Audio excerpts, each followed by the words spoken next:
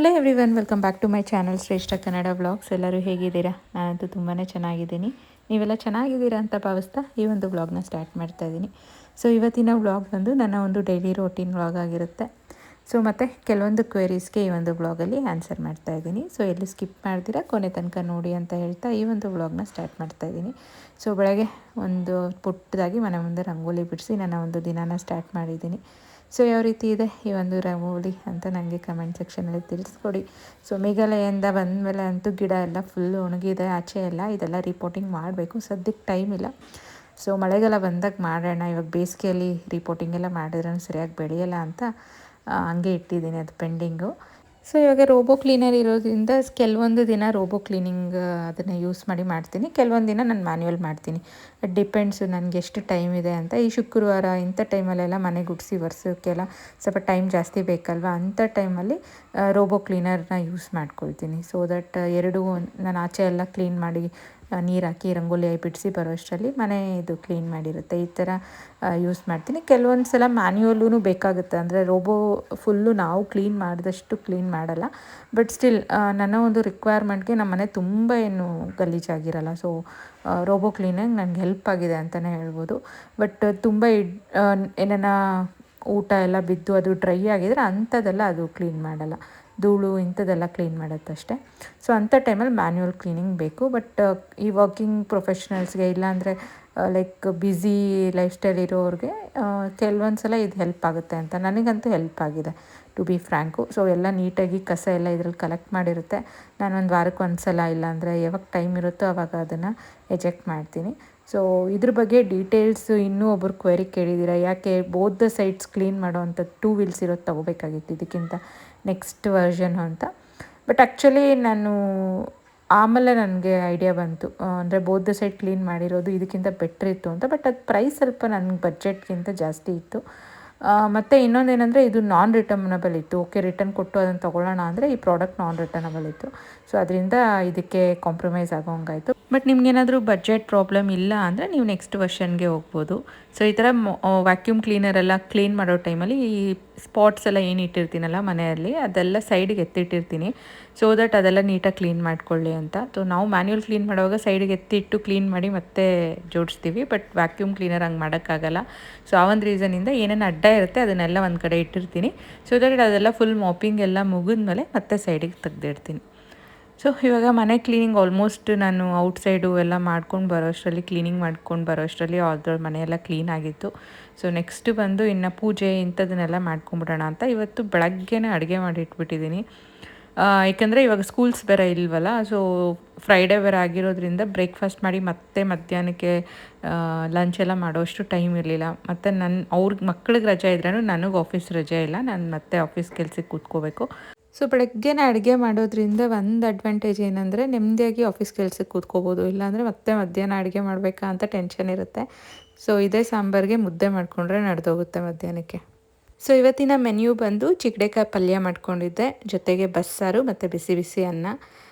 ಈ ಒಂದು ಚಿಕ್ಕಡೆಕಾಯಿ ಪಲ್ಯ ಆದಮೇಲೆ ಒಂಚೂರು ಕಡಲೆ ಬೀಜನ ಹುರಿದು ಪುಡಿ ಮಾಡಿ ಹಾಕಿದ್ರೆ ತುಂಬಾ ರುಚಿಯಾಗಿರುತ್ತೆ. ಒಂದು ಸಲ ಟ್ರೈ ಮಾಡಿ. ಚಿಕ್ಕಡೆಕಾಯಿ ಅಂತಲೇ ಅಲ್ಲ, ಯಾವುದೇ ಒಂದು ಬಸ್ಸಾರು ಪಲ್ಯ ಇರುತ್ತಲ್ವ ಅದಕ್ಕೆ ಸೊಪ್ಪಾಗಲಿ ಇಲ್ಲಾಂದರೆ ಸೋರೆಕಾಯಿ ಬಸ್ಸಾರು ಮಾಡಿದ್ರೆ ಅದಕ್ಕೆ ಎಲ್ಲ ತರಕಾರಿಗಳ ಮೇಲೂ ಇದು ಕಡಲೆ ಬೀಜ ಪುಡಿ ಹಾಕಿದ್ರೆ ತುಂಬ ರುಚಿಯಾಗಿರುತ್ತೆ. ಸೊ ಇನ್ನೊಂದು ಕ್ವೆರಿ ನೀವೆಲ್ಲ ಕೇಳಿರೋವಂಥ ಒಂದು ಕ್ವೆರಿ ಬಂದು ಅಕ್ಷಯ ತೃತೀಯಾಗೆ ಏನು ತೊಗೊಂಡ್ರಿ ಅಂತ ತುಂಬ DMs ಬಂದಿದೆ, ಮತ್ತು ಇನ್ಸ್ಟಾಲ್ಲೂ ಸಹ ಕೇಳಿದ್ದೀರಾ. ಆಲ್ರೆಡಿ ನೀವು ನನ್ನ ರೆಗ್ಯುಲರ್ ವ್ಯೂವರ್ಸ್ ಆದರೆ ನೀವು ನೋಡ್ಕೊಂಬಂದಿರ್ತೀರ. ಯೂಶ್ವಲಿ ಅಕ್ಷಯ ತೃತೀಯ ದಿನ ಏನಾದರೂ ಗೋಲ್ಡ್ ಆರ್ ಸಿಲ್ವರ್ ಅಂತ ತೊಗೊಳ್ಳೋ ಅಂಥ ಒಂದು ಅಭ್ಯಾಸ ಇದೆ. ಬಟ್ ಈ ವರ್ಷ ನಾನು ಅಕ್ಷಯ ತೃತೀಯ ದಿನ ತೊಗೊಳಕ್ಕಾಗಲಿಲ್ಲ. ಯಾಕಂದರೆ ಅವತ್ತು ಮನೆ ಒಂದು ಫ್ಯಾಮ್ಲಿ ಫಂಕ್ಷನ್ ಇತ್ತು, ಸೋದ್ರ ಒಂದು ಮಗಂದು ಮದುವೆ ಇತ್ತು, ಅಲ್ಲಿ ಬ್ಯುಸಿ ಇದ್ವಿ. ಬಟ್ ಅಕ್ಷಯ ತೃತೀಯ ಮುಂಚೆನೇ 1 ಮಂತ್ ಮುಂಚೆನೇ ಯಾವಾಗ ಗೋಲ್ಡ್ ಪ್ರೈಸ್ ಕಡಿಮೆ ಇತ್ತು ಆವಾಗ ಒಂದು ಗೋಲ್ಡ್ ಐಟಮ್ನ ನಾನು ಪರ್ಚೇಸ್ ಮಾಡಿದೆ.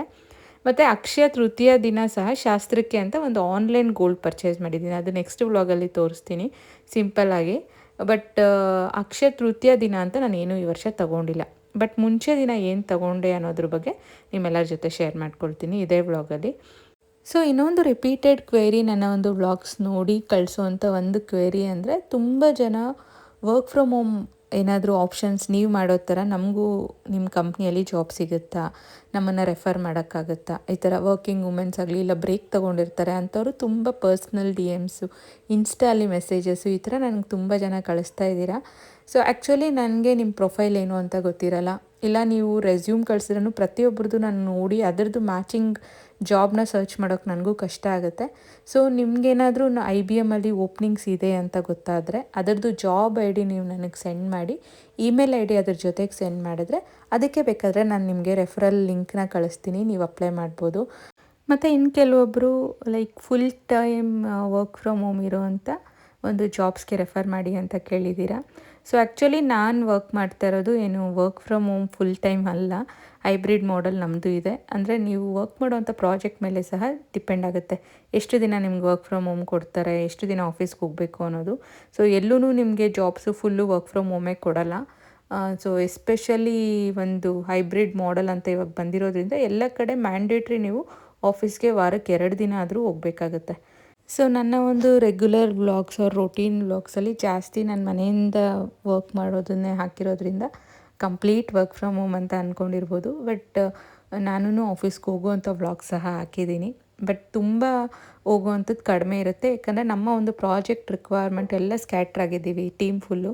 ಸೊ ಅದಕ್ಕೆ ಎಲ್ಲರೂ ಒಂದೊಂದು ಕಡೆಯಿಂದ ನಾವು ವರ್ಕ್ ಮಾಡಿರೋದ್ರಿಂದ ಮೀಟಿಂಗ್ಸು ಇಂಥ ಟೈಮಲ್ಲಿ ಹೋಗ್ತೀವಿ. ಬಟ್ ಅದು ಪ್ರಾಜೆಕ್ಟ್ ಮೇಲೂ ಡಿಪೆಂಡ್ ಆಗುತ್ತೆ. ಒಂದು ವೇಳೆ ನೆಕ್ಸ್ಟ್ ಪ್ರಾಜೆಕ್ಟ್ ನನಗೆ ಲೈಕ್ ಎಲ್ಲರೂ ಫುಲ್ಲು ನಮ್ಮ ಟೀಮ್ ಫುಲ್ಲು ಬ್ಯಾಂಗ್ಳೂರು ಟೀಮೇ ಇದ್ದರೆ ಆವಾಗ ನಾನು ಆಫೀಸ್ಗೆ ವಾರಕ್ಕೆ 2-3 ದಿನ ಹೋಗಲೇಬೇಕಾಗುತ್ತೆ. ಸೊ ಅದು ಹೇಳೋಕ್ಕಾಗಲ್ಲ ಯಾವಾಗೂ ವರ್ಕ್ ಫ್ರಮ್ ಹೋಮ್ ಇರುತ್ತೆ ಅಂತ. ಸೊ ಇವಾಗ ಆಲ್ಮೋಸ್ಟ್ ನಂದು ದಿನನಿತ್ಯ ಏನು ದಿನಚರಿಯಲ್ಲಿ ಮಾರ್ನಿಂಗ್ ಟಾಸ್ಕ್ಸ್ ಇರುತ್ತಲ್ವ ಒಂದು ಗೃಹಿಣಿಯಾಗಿ, ಅದೆಲ್ಲ ಮುಗ್ದಿದೆ. ನೆಕ್ಸ್ಟ್ ನಾನು ಬ್ರೇಕ್ಫಾಸ್ಟ್ ಎಲ್ಲ ಮುಗಿಸಿ ಇನ್ನು ಆಫೀಸ್ ಕೆಲಸಕ್ಕೆ ಲಾಗಿನ್ ಆಗಬೇಕು. ಲಾಗಿನ್ ಆಗೋಕ್ಕೆ ಮುಂಚೆ ಇವಾಗ ನಾನು ಏನು ಗೋಲ್ಡ್ ಐಟಮ್ ತೊಗೊಂಡೆ ಅಂತ ನಿಮಗೆ ಶೇರ್ ಮಾಡ್ತೀನಿ. ಆ್ಯಕ್ಚುಲಿ ಹಸ್ಬೆಂಡ್ ಹತ್ರ ಒಂದು ಬ್ರಾಸ್ಲೆಟ್ ಇತ್ತು, ಅವ್ರು ತುಂಬ ಅದನ್ನು ರೆಗ್ಯುಲರಾಗಿ ಯೂಸ್ ಮಾಡ್ತಾ ಇರಲಿಲ್ಲ, ಯಾಕಂದರೆ ಅವ್ರಿಗೆ ಬ್ರಾಸ್ಲೆಟ್ಸ್ ಹಾಕ್ಕೊಳ್ಳೋದಕ್ಕೆ ಅಷ್ಟು ಇಷ್ಟ ಆಗೋಲ್ಲ. ಇನ್ಸ್ಟೆಡ್ ಅವ್ರಿಗೆ ಈ ಕಡ ಟೈಪ್ ಬರುತ್ತಲ್ಲ ಅದು ತುಂಬ ಇಷ್ಟಪಟ್ಟು ವೇರ್ ಮಾಡ್ತಾರೆ. ಆಲ್ರೆಡಿ ಒಂದು ಇದೇ ಡಿಸೈನು, ಇದು ವಿಷ್ಣುವರ್ಧನ್ ಕಡ ಅಂತ ಹೇಳ್ತಾರೆ. ಈ ಡಿಸೈನು ಒಂಥರ ರೆಗ್ಯುಲರ್, ತುಂಬ ಏನು ಪ್ಯಾಟರ್ನ್ಸ್ ಇರಲ್ಲ. ಈ ಪ್ಯಾಟರ್ನ್ನ ಬಂದು ವಿಷ್ಣುವರ್ಧನ್ ಕಡ ಅಂತಲೇ ಕರೀತಾರೆ. ಫೇಮಸ್ ಡಿಸೈನು, ಸಿಂಪಲ್ ಆಗಿರುತ್ತೆ ಬಟ್ ಎಲೆಗೆಂಟಾಗಿ ಕಾಣುತ್ತೆ ಕೈಯಲ್ಲಿ ಹಾಕಿದ್ರೆ. ಈ ಥರದ್ದು ಬೆಳ್ಳಿದು ಒಂದು ಹಸ್ಬೆಂಡ್ ಹತ್ರ ಇದೆ, ಅದು ರೆಗ್ಯುಲರಾಗಿ ಕೈಗೆ ವೇರ್ ಮಾಡ್ತಾರೆ. ಸೊ ಅದು ಇಷ್ಟಪಟ್ಟು ವೇರ್ ಮಾಡ್ತಾಯಿದ್ರು. ಸೊ ಸುಮ್ಮನೆ ಅದು ಬ್ರಾಸ್ಲೆಟ್ ಇಟ್ಕೊಂಡು ಯೂಸ್ ಮಾಡ್ತಿರೋ ಇರೋದಕ್ಕೆ ಬದಲು ಅದನ್ನು ಹಾಕಿಬಿಟ್ಟು ಒಂದು ಕಡ ತೊಗೊಳ್ಳೋಣ ಅಂತ ತುಂಬ ದಿನದಿಂದ ಅಂದ್ಕೊಳ್ತಾ ಇದ್ವಿ. ಸೊ ಫೈನಲಿ ಇವಾಗ ಈ ವರ್ಷ ತೊಗೊಂಡ್ವಿ. ರೀಸನ್ ಏನಂದರೆ ಈ May 19th ಬಂದು ನಮ್ಮದು ವೆಡ್ಡಿಂಗ್ ಆ್ಯನಿವರ್ಸರಿ ಇದೆ. 10 years ಕಂಪ್ಲೀಟ್ ಆಗುತ್ತೆ ಮದುವೆ ಆಗಿ. ಸೊ ಏನಾರ ಗಿಫ್ಟ್ ಕೊಡೋಣ ಅಂತ ಒಂದು 1 lakh ಒಳಗಡೆ ಬಡ್ಜೆಟ್ ನಂದಿತ್ತು. ಸೊ ಅಷ್ಟರಲ್ಲಿ ಅಂದರೆ ಇವಾಗಿರೋವಂಥ ಗೋಲ್ಡ್ ಪ್ರೈಸಿಗೆ ಏನೂ ಬರೋಲ್ಲ. ಅದಕ್ಕೆ ಹಳೇದು ಬ್ರಾಸ್ಲೆಟ್ ಏನಿರುತ್ತಲ್ವ ಅದು, ಮತ್ತು ಇನ್ನೊಂದು ಓಲ್ಡ್ ಚೈನ್ ಇತ್ತು, ಅದು ಸ್ವಲ್ಪ ಕಟ್ಟಾಗಿತ್ತು, ಒಂದು 6 ಗ್ರಾಮ್ಸ್ದು, ಅದೆರಡನ್ನೂ ಹಾಕಿ ಈ ಒಂದು ಬಳೆನ ತಂದಿದ್ದೀನಿ. ಸೊ ಸರ್ಪ್ರೈಸಾಗಿ ಕೊಡೋಣ ಅಂತ ಅಂದ್ಕೊಂಡೆ, ಬಟ್ ಆ ಥರ ತರೋಕ್ಕಾಗಲಿಲ್ಲ, ಯಾಕಂದರೆ ಅವ್ರದ್ದು ಬಳೆ ಸೈಜೆಲ್ಲ ಗೊತ್ತಿರಲಿಲ್ಲ. ಅವ್ರನ್ನೇ ಕರ್ಕೊಂಡೋಗಿ ಫೈನಲಿ ಸೆಲೆಕ್ಟ್ ಮಾಡಿ, ಅವ್ರು ಸೆಲೆಕ್ಟ್ ಮಾಡಿರೋವಂಥ ಇದು ಪ್ಯಾಟರ್ನ್ ಇದು. ಸೊ ಅವ್ರಿಗೆ ಏನು ಬೆಳ್ಳಿದ್ದು ಹಾಕ್ತಾರಲ್ವ ಅದೇ ಪ್ಯಾಟರ್ನೇ ಸೆಲೆಕ್ಟ್ ಮಾಡ್ಕೊಂಡಿದ್ದಾರೆ. ನನಗೂ ತುಂಬ ಇಷ್ಟ ಆಯಿತು, ಗಟ್ಟಿಯಾಗಿದೆ. ಇದು ಬಂದು ಕರೆಕ್ಟಾಗಿ 40 ಗ್ರಾಮ್ಸ್ ಇದೆ ಈ ಒಂದು ಕಡ. ಸೊ ನಮ್ಮದು 30 ಗ್ರಾಮ್ಸ್ದು ಬ್ರಾಸ್ಲೆಟ್ ಹಾಕ್ಬಿಟ್ಟು ಮತ್ತು ಇನ್ನೊಂದು 6 ಗ್ರಾಮ್ಸು ಗೋಲ್ಡ್ ಚೈನ್ ಇತ್ತು, ಅದೆರಡನ್ನೂ ಹಾಕ್ಬಿಟ್ಟು ತಂದಂಥ ಒಂದು ಗೋಲ್ಡ್ ಐಟಮ್ ಇದು. ಸೊ ನೀವು ನೋಡ್ತಾ ಇರ್ಬೋದು, ಇದು ಗ್ರಾಮ್ಸ್ ಬಂದು 40 ಗ್ರಾಮ್ಸ್ ಕರೆಕ್ಟಾಗಿದೆ. ಸೊ 40 ಗ್ರಾಮ್ಸ್ಗೆ ನಮಗೆ 5,61,100 ರೂಪೀಸ್ ಆಯಿತು ಅವತ್ತಿನ ಪ್ರೈಸ್ಗೆ. ಮತ್ತು ಓಲ್ಡ್ ಗೋಲ್ಡೇ ಸಮ್ 4,84,000 ಏನೋ ಇತ್ತು. ನಾವು ಕೈಯಿಂದ ಹಾಕಿದ್ದು 77,000.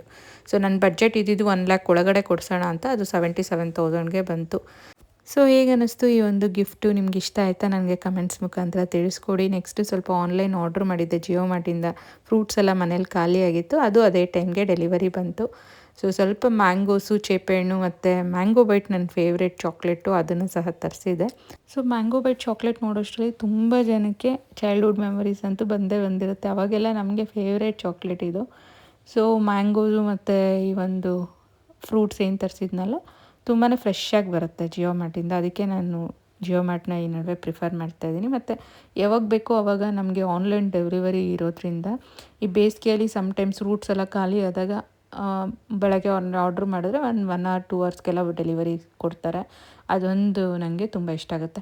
ಅಂದರೆ ಫ್ರೂಟ್ಸೇ ಅಲ್ಲ, ವೆಜಿಟೇಬಲ್ಸ್ ಏನು ಬೇಕಾದ್ರೂ ನಾವು ಅಲ್ಲಿಂದ ಆರ್ಡ್ರ್ ಮಾಡಿ ತೊಗೊಳ್ತೀನಿ. ಎಸ್ಪೆಷಲಿ ಪನ್ನೀರಾಗಲಿ ಇಲ್ಲಾಂದರೆ ಫ್ರೆಶ್ ವೆಜಿಟೇಬಲ್ಸ್ ಆಗಲಿ ನನಗೆ ಏನಾದರೂ ಔಟ್ಸೈಡ್ ಹೋಗಿ ತರೋಕ್ಕೆ ಟೈಮ್ ಇಲ್ಲ ಅಂದರೆ ಜಿಯೋ ಮಾರ್ಟಲ್ಲಿ ಆರ್ಡ್ರ್ ಮಾಡಿದ್ರೆ ನೀಟಾಗಿ 1 ಅವರಲ್ಲಿ ಬಂದುಬಿಡುತ್ತೆ. ಸೊ ಒಂದು ಟೆನ್ಷನ್ ಇರೋಲ್ಲ ಈ ಆನ್ಲೈನ್ ಶಾಪಿಂಗಿಂದ. ಸೊ ಇವಾಗ ಮಧ್ಯಾಹ್ನದ ಲಂಚಿಗೆ ಮುದ್ದೆ ಮಾಡ್ಕೊಳ್ತಾ ಇದ್ದೀನಿ. ಸೊ ಈ ಥರ ಸಾಂಬಾರಿದ್ದರೆ ಮಧ್ಯಾಹ್ನ ಮುದ್ದೆ ಮಾಡ್ಕೊಳ್ಳೋದು ನನಗೆ ತುಂಬ ಈಸಿ ಆಗಿಬಿಡುತ್ತೆ. ಮತ್ತು ಸ್ವಲ್ಪ ಹ್ಯುಮಿಡಿಟಿ ಜಾಸ್ತಿ ಇದೆಯಲ್ವ, ಏನಾದರೂ ತಣ್ಣಗೆ ಕುಡಿಯೋಣ ಅಂತ ಅನ್ನಿಸ್ತಾ ಇರುತ್ತೆ. ಅಷ್ಟು ಸೆಕೆ, ಸಮ್ಮರ್ ಬೇರೆ ಸ್ಟಾರ್ಟ್ ಆಗಿರೋದ್ರಿಂದ ಒಂದು ಕರ್ಬೂಜ ಹಣ್ಣಿತ್ತು, ಅದು ತುಂಬ ಹಣ್ಣಾಗಿಬಿಟ್ಟಿತ್ತು. ಇನ್ನು ಸುಮ್ಮನೆ ಬಿಟ್ಟರೆ ವೇಸ್ಟ್ ಆಗುತ್ತೆ ಅಂತ ಅದನ್ನು ಯೂಸ್ ಮಾಡಿಕೊಂಡು ಜ್ಯೂಸ್ ಮಾಡಿಬಿಡೋಣ ಅಂತ. ಸೊ ದಟ್ ಎಲ್ಲರೂ ಒಂದೊಂದು ಗ್ಲಾಸ್ ಊಟ ಆದಮೇಲೆ ಕುಡಿಯೋಕ್ಕೆ ಚೆನ್ನಾಗಿರುತ್ತೆ ಅಂತ ಇವಾಗ ಕರ್ಬೂಜ ಹಣ್ಣಿನ ಜ್ಯೂಸ್ ಮಾಡ್ತಾಯಿದ್ದೀನಿ. ಸೊ ಯೂಶ್ವಲಿ ಈ ಥರ ಕರ್ಬೂಜ ಹಣ್ಣು ನಾನು ಪಾನಕ ಥರ ಮಾಡ್ತೀನಿ. ಅಂದರೆ ಶುಗರ್ ಹಾಕಿ ಮಾಡೋದಕ್ಕಿಂತ ಬೆಲ್ಲ ಹಾಕಿ ಮಾಡ್ತೀನಿ, ಅದು ತುಂಬ ಚೆನ್ನಾಗಿರುತ್ತೆ. ಜಸ್ಟ್ ಕರ್ಬೂಜ ಹಣ್ಣು, ಬೆಲ್ಲ ಮತ್ತು ಏಲಕ್ಕಿ ಪುಡಿ ಹಾಕಿ ಸ್ವಲ್ಪ ಅದಕ್ಕೆ ಉಪ್ಪು ಸಹ ಆ್ಯಡ್ ಮಾಡಬೇಕು. ಅವಾಗಿನ್ನು ಸ್ವಲ್ಪ ರುಚಿ ಹೆಚ್ಚುತ್ತೆ. ಯಾವುದೇ ಒಂದು ಜ್ಯೂಸಸ್ಗಾಗಲಿ ಸಕ್ಕರೆ ಅವ್ರ ಬೆಲ್ಲ ಹಾಕಿದಾಗ ಇನ್ನೊಂದು ಚೂರು ನೀವು ಅದ್ರ ಜೊತೆಗೆ ನೀವು ಉಪ್ಪಾಕಿ ನೋಡಿ, ಒಂದು ಚಿಟಿಕೆ, ತುಂಬ ಚೆನ್ನಾಗಿರುತ್ತೆ. ಸೊ ಪಾನಕ ಎಲ್ಲ ಮಾಡಿಟ್ಟು ಫ್ರಿಜ್ಜಲ್ಲಿ ಒಂದು 1/2 ಅವರ್ ಇಟ್ಟಿದ್ದೆ, ಯಾಕಂದರೆ ಕೂಲಾಗಿ ಅದು ಕುಡಿದ್ರೆ ಚೆನ್ನಾಗಿರುತ್ತೆ ಅಂತ. ಸೊ ಇವಾಗ ಎಲ್ಲರಿಗೂ ಒಂದೊಂದು ಗ್ಲಾಸ್ ಕೊಡ್ತಾಯಿದ್ದೀನಿ. ಸೊ ಈ ಥರ ಸಮ್ಮರ್ ಟೈಮಲ್ಲಿ ಏನಾದರೂ ಜ್ಯೂಸಸ್ಸು, ಮಜ್ಜಿಗೆ ಈ ಥರ ಆದಷ್ಟು ಮಕ್ಕಳಿಗೆ ಹ್ಯುಮಿಡಿಟಿ ಇರೋ ಟೈಮಲ್ಲಿ ಕೊಡೋದ್ರಿಂದ ಡಿಹೈಡ್ರೇಷನ್ ಆಗೋಲ್ಲ ಮತ್ತು ಆರೋಗ್ಯಕ್ಕೆ ಸಹ ಒಳ್ಳೆಯದು. ಸೊ ನಾನು ಸ್ವಲ್ಪ ಹೊತ್ತು ರೆಸ್ಟ್ ತೊಗೊಂಡೆ, ಯಾಕಂದರೆ ಒಂದು ಬ್ರೇಕ್ ತೊಗೊಳ್ತೀನಿ ಲಂಚಿಗೆ ಅಂತ. ಸೊ ನಾನು ಲಂಚ್ ಮಾಡಬೇಕಾದ್ರೆ ಒಂದು ನಾಯಿ ಮರಿಗೆ ಆಕ್ಸಿಡೆಂಟ್ ಆಗಿದೆ ನಮ್ಮ ಮನೆ ಹತ್ರ. ಅದು ನಾವೇನು ಸಾಕಿರೋ ನಾಯಿ ಅಲ್ಲ, ಬಟ್ ಬೀದಿ ನಾಯಿ ಅಂದ್ರೂ ಸೊ ರೆಗ್ಯುಲರಾಗಿ ಊಟ ಹಾಕ್ತಾಯಿದ್ವಿ ಅದಕ್ಕೆ. ಬಟ್ ಸಮವ್ ಅದು ಆಕ್ಸಿಡೆಂಟ್ ಆಗಿರೋದ್ರಿಂದ ಅದಕ್ಕೆ ನಾವೇ ಹೋಗಿ ಸ್ವಲ್ಪ ಟ್ರೀಟ್ಮೆಂಟ್ ಎಲ್ಲ ಕೊಡಿಸ್ಕೊಂಬಂದ್ವಿ. ಯಾಕಂದರೆ ಬೀದಿ ನಾಯಿ ಅಂದ್ರೂ ಅದು ನೋವಲ್ಲಿರ್ಬೇಕಾದ್ರೆ ಸಡನ್ನಾಗಿ ಬಿಟ್ಬಿಡೋಕ್ಕಾಗಲ್ವಲ್ಲ, ಅದಕ್ಕೆ ಹಾಸ್ಪಿಟ್ಲಿಗೆ ಕರ್ಕೊಂಡೋಗಿ ಇವಾಗ ನೋಡಿ ಇದೆಲ್ಲ ಬ್ಯಾಂಡೇಜ್ ಹಾಕ್ಸ್ಕೊಂಬಂದಿದ್ದೀವಿ. ಸೊ ಆಲ್ಮೋಸ್ಟ್ ಒಂದು ವಾರ ಅದಕ್ಕೆ ಡ್ರೆಸ್ಸಿಂಗ್ ಡೇ, ಒಂದಿನ ಬಿಟ್ಟು ಒಂದಿನಗೆ ಡ್ರೆಸ್ಸಿಂಗ್ ಮಾಡಿಸ್ಕೊಂಬರ್ಬೇಕು ಅಂತ ಹೇಳಿದ್ದಾರೆ. ಸೊ ನಾವೂ ಅದನ್ನು ಇವಾಗ 3rd ಟೈಮ್ ಆಗಿದೆ ಡ್ರೆಸ್ಸಿಂಗ್ ಮಾಡಿಸ್ಕೊಂಬಂದು. ಆಲ್ಮೋಸ್ಟ್ ಇವಾಗ ಒಂದು 70% ರಿಕವರಿ ಆಗಿದೆ ಅಂತಲೇ ಹೇಳ್ಬೋದು. ಬಟ್ ಅದು ಫುಲ್ ರಿಕವರಿ ಆಗೋವರೆಗೂ ಇಲ್ಲೇ ಊಟ ಹಾಕ್ತಾಯಿದ್ದೀನಿ ನನ್ನ ಮನೆ ಹತ್ರನೇ, ಆಮೇಲೆ ಆಚೆ ಬಿಡೋಣ ಅಂತ. ಸಮವ್ ಎಲ್ಲೋ ಒಂದು ಕಡೆ ನಾವು ಸಾಕಲಿಲ್ಲ ಅಂದ್ರೂ ಒಂದು ಬಾಂಡೇಜ್ ಬಂದುಬಿಡುತ್ತೆ ಅದು ಮನೆ ಹತ್ರನೇ ಇರೋದ್ರಿಂದ. ಬಟ್ ನನ್ನ ಮಗ ಒಳಗಡೆ ಎಲ್ಲ ನಾನು ಬಿಡ್ತಾ ಇರಲಿಲ್ಲ, ಯಾಕಂದರೆ ಇವಾಗ ಬೀದಿ ನಾಯಿ ಅಂದ್ರೂ ಸ್ವಲ್ಪ ಟೆನ್ಷನ್ ಇರುತ್ತೆ. ಮಕ್ಕಳಿರೋ ಮನೆಯಲ್ಲಿ ರೇಬೀಸು ಇಂಥದ್ದೆಲ್ಲ ತಲೆಗೆ ಬಂದುಬಿಡುತ್ತೆ. ಬಟ್ ಅಂದ್ರೂ ಅದು ಇವತ್ತು ನಾವೆಷ್ಟೇ ಅವಾಯ್ಡ್ ಮಾಡಿದ್ರೂ ಅದು ಒಳಗಡೆ ಬಂದು ಒಂದು ಮಲಗಿತ್ತು. ಆಯಿತು ಅಂತ ನಾನು ಪಾಪ ಅಂತ ಒಂದು ಮ್ಯಾಟ್ ಹಾಕಿ ಕೊಟ್ಟಿದ್ದೀನಿ. ನಾನು ಮ್ಯಾಟ್ ಹಾಕಿ ಮಲಗಿಸೋಷ್ಟ್ರಲ್ಲಿ ನನ್ನ ಮಗ ಅದ್ರ ಮುಂದೆ ತಂದು ಅವನದೇನೇನೋ ಇದೇನೇನೋ ಆಟ ಸಾಮಾನೆಲ್ಲ ತಂದು ಜೋಡಿಸಿ ಅದ್ರ ಜೊತೆ ಆಟ ಆಡ್ಕೊಳ್ತಾ ಇದ್ದಾನೆ. ಸೊ ಸಮ್ಟೈಮ್ಸ್ ಏನಾಗುತ್ತೆ ಅಂದರೆ ಆನ್ಲೈನ್ ಈ ರೇಬೀಸು ಇಂಥದನ್ನೆಲ್ಲ ಒಂದು ನ್ಯೂಸಸ್ ನೋಡಿದಾಗ ತುಂಬ ಭಯ ಆಗುತ್ತೆ ಮಕ್ಕಳನ್ನ ಬೀದಿ ನಾಯಿ ಹತ್ರ ಜಸ್ಟು ಕ್ಲೋಸ್ ಆಗೋಕ್ಕೆ ಬಿಡೋಕ್ಕೂ. ಸೊ ಅದೇ ಥರ ಮೇಂಟೈನ್ ಮಾಡಿದ್ದೆ, ಊಟ ಹಾಕಬೇಕು, ದೂರದಿಂದ ನೋಡಬೇಕು, ಮುಟ್ಬಾರ್ದು ಅಂತ. ಬಟ್ ಯಾವಾಗ ಅದಕ್ಕೆ ಆಕ್ಸಿಡೆಂಟ್ ಆಯಿತು, ಎಲ್ಲೋ ಒಂದು ಕಡೆ ನಮಗೆ ಗೊತ್ತಿಲ್ಲದ್ರೆ ನಾವೇ ಅದನ್ನ ಹೋಗಿ ಮುಟ್ಟಿ ಎಲ್ಲ ಡ್ರೆಸ್ಸಿಂಗ್ ಎಲ್ಲ ಮಾಡಿಸ್ಕೊಂಬರೋಂಗಾಯಿತು. ಕೆಲವೊಂದು ಸಲ ಏನಾಗುತ್ತೆ ಅಂದರೆ ನಾವು ಒಳ್ಳೇದು ಮಾಡೋಕ್ಕೆ ಹೋದ್ರೂ ಅದರಿಂದ ನಮಗೆ ಕೆಟ್ಟದಾಗುವಂಥ ಒಂದು ಟೈಮ್ ಬಂದುಬಿಡುತ್ತೆ. ಆ ಥರ ನ್ಯೂಸಸ್ ತುಂಬ ನೋಡಿದ್ದೀವಿ. ಈ ಥರ ಬೀದಿ ನಾಯಿನ ಕಾಪಾಡೋಕ್ಕೆ ಹೋಗಿ ರೇಬೀಸ್ ಅಟ್ಯಾಕ್ ಆಗಿ ಎಷ್ಟೋ ಜನ ಪ್ರಾಣ ಕಳ್ಕೊಂಡಿದ್ದಾರೆ. ಸೊ ಅಂಥ ಟೈಮಲ್ಲಿ ಸ್ವಲ್ಪ ಹುಷಾರಾಗಿರಬೇಕು ಅನ್ನೋದು ನನ್ನ ಒಂದು ಅಭಿಪ್ರಾಯ. ಸೊ ಇದಕ್ಕೂ ನೆಗೆಟಿವ್ ಕಮೆಂಟ್ಸ್ ಮಾಡಬೇಡಿ, ಏನು ಅದಕ್ಕೆ ಒಳಗೆ ಬರೋದ್ರಿಂದ ಏನಾಗುತ್ತೆ ಅಂತ. ಮಕ್ಕಳಿರೋರಿಗೆ ಅದು ಭಯ ಇದ್ದೇ ಇರುತ್ತೆ. ಸಂಜೆ ಮೇಲೆ ಒಂದು ಒಳ್ಳೆ ಟೀ ಮಾಡಿಕೊಂಡು ನಾನು ಆ ದಿನನ ಎಂಡ್ ಮಾಡಿದೆ ಅಂತಲೇ ಹೇಳ್ಬೋದು. ಸೊ ನೋಡಿದ್ರಲ್ಲ ಯಾವ ರೀತಿ ಇತ್ತು ನನ್ನ ಒಂದು ದಿನ ಅಂತ. ನಿಮ್ಮೆಲ್ಲರಿಗೂ ಈ ಒಂದು ವ್ಲಾಗ್ ಇಷ್ಟ ಆಗಿದೆ ಅಂತ ಭಾವಿಸ್ತಾ ಇದ್ದೀನಿ. ನಿಮಗೆ ಬೇರೆ ಥರ ಏನಾರ ವ್ಲಾಗ್ಸ್ ಬೇಕು ಅಂದರೆ ನನಗೆ ಕಮೆಂಟ್ಸ್ ಮುಖಾಂತರ ತಿಳಿಸ್ಕೊಡಿ. ನೆಕ್ಸ್ಟ್ ವ್ಲಾಗ್ಸ್ ಅದೇ ಥರ ಆ್ಯಡ್ ಮಾಡೋಕ್ಕೆ ಟ್ರೈ ಮಾಡ್ತೀನಿ. ಸೊ ನೀವೇನಾದರೂ ಫಸ್ಟ್ ಟೈಮ್ ವ್ಯೂವರ್ಸ್ ಆಗಿ ಇನ್ನೂ ನನ್ನ ಚಾನಲ್ಗೆ ಸಬ್ಸ್ಕ್ರೈಬ್ ಮಾಡ್ಕೊಳ್ದಿರ ನೋಡ್ತಾ ಇದ್ದರೆ, ಇಲ್ಲ ನಿಮಗೆ ನನ್ನ ಒಂದು ಚಾನಲಲ್ಲಿ ಬರೋವಂಥ ವ್ಲಾಗ್ ಸ್ವಲ್ಪನಾದರೂ ಇಷ್ಟ ಆಗಿದ್ದರೆ ದಯವಿಟ್ಟು ಸಬ್ಸ್ಕ್ರೈಬ್ ಮಾಡ್ಕೊಂಡು ನೋಡಿ. ಮತ್ತು ನಿಮ್ಮ ಒಂದು ಫ್ಯಾಮಿಲಿ ಮತ್ತು ಫ್ರೆಂಡ್ಸ್ ಜೊತೆ ಶೇರ್ ಮಾಡಿ ಅಂತ ಹೇಳ್ತಾ ಈ ವ್ಲಾಗ್ನ ಇಲ್ಲಿಗೆ ಮುಗಿಸ್ತಾ ಇದ್ದೀನಿ. ಮತ್ತೆ ಸಿಗೋಣ.